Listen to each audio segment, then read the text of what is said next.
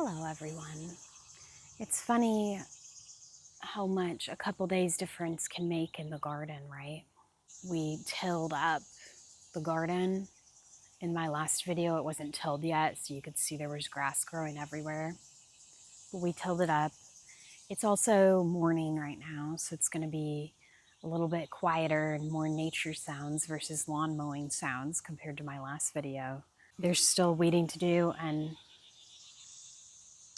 I'm actually going to start with these back here because these are cucumber, and I'm kind of excited to see, are there cucumber growing already that I didn't know about because there were too many weeds in the way. So we'll go ahead and get started here. It's so pleasant out here this morning. And I actually think I'm out here at a good time. It's around 8:30 right now. But I wanted to get out here at 7:30. The sun starts to come up at around 6:30. I'm usually not up that early lately though. I used to be a morning person, and I think I still am at heart a morning person. Lately, I just really like my sleep. I was thinking about how many mornings that I wake up emotionally dysregulated, including today. And I would even go so far as to say as it's actually the norm. It's actually fairly normal, to be honest, for me to wake up in the morning feeling kind of dysregulated and really feeling like I need some time and space to regulate myself. And there's a couple parts to that. So I do notice that multiple things seem to need to converge for me to wake up feeling regulated in the morning. Usually my diet needs to be pretty clean. I'll need to have had a good night's sleep the night before. And a lot of times I'll also need to be in a certain part of my monthly cycle as a woman. So those three things sort of need to converge, and as you can imagine, there's a lot of days where that doesn't happen. And so what do? So that's where self-compassion really comes into the picture, because I don't want to get up in the morning and think to myself, oh, I've been sending my blood sugar on a roller coaster with my diet, and beat myself up for that. That's not going to help. So what you want to do, what I do, is practice self-compassion with myself and say, you know, life's gotten a little lifey, it's okay. Reminding myself I don't have to just wake up and feel good and ready to go get things in the morning. And in fact, that's a bit of a high standard. Like, I'm not really even sure if that's a healthy expectation. And I didn't used to realize that. And doesn't that sound like perfectionism? I think that was my perfectionism rising up, thinking if I'm not waking up feeling like 90 or 100% ready to go and take on the day, that there was something wrong. And that's actually just not true.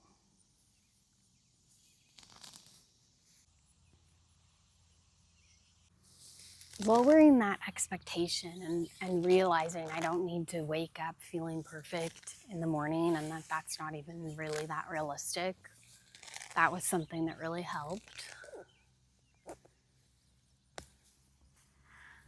And it's funny, another thing that really helped me kind of relax was I actually saw like a day in the life routine of a YouTuber that I really admired.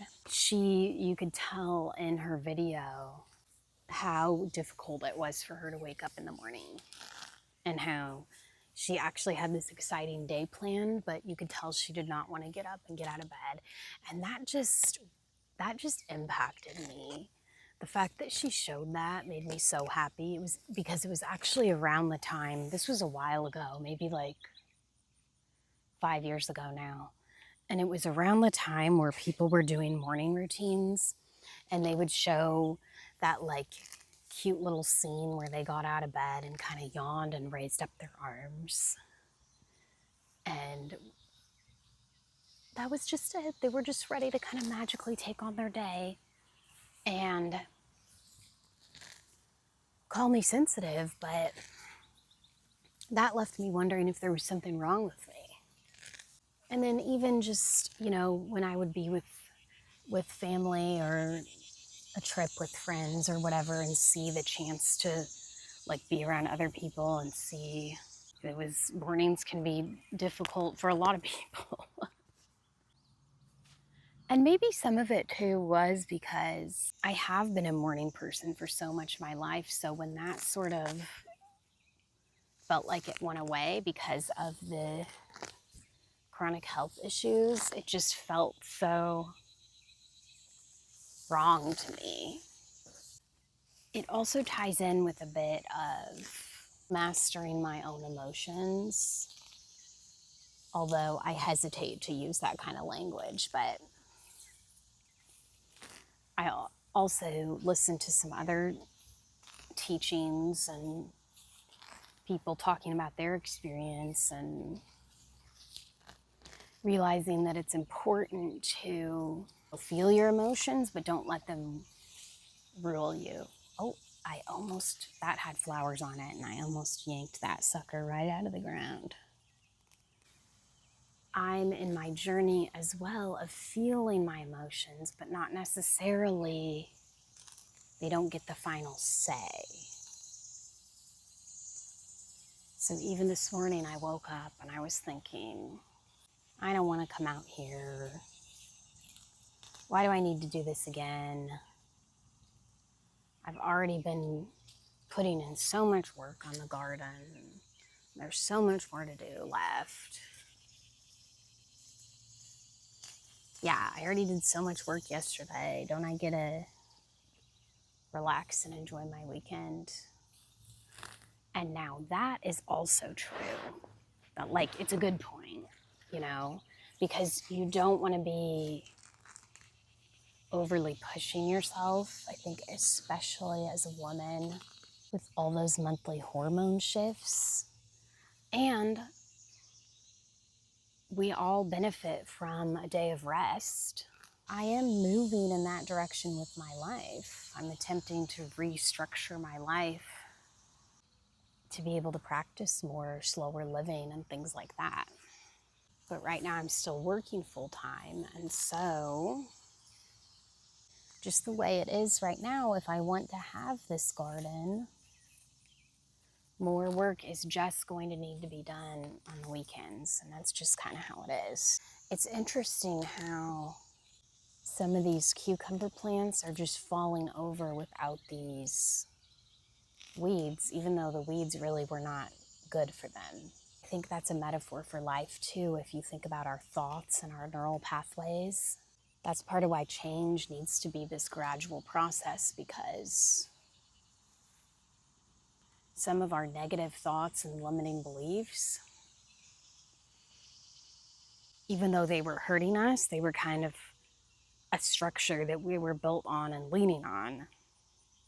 And so if God just took them all away instantly, we would fall over. We wouldn't know what to do. So I think that's part of why really any change and mind renewal needs to be baby steps. And that's not always the case. Sometimes we do get healing and freedom in an instant, and that's beautiful. But I find for my life, it's a journey, and I want to create space for that journey. And that's part of what this channel is about, is creating space for that and talking with others about it. Oh, yes. Okay, this is what I was hoping for.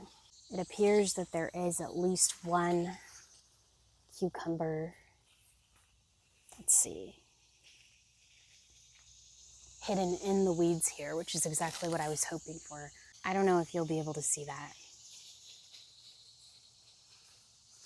But there it is. There's a little cucumber here. And it'll keep growing.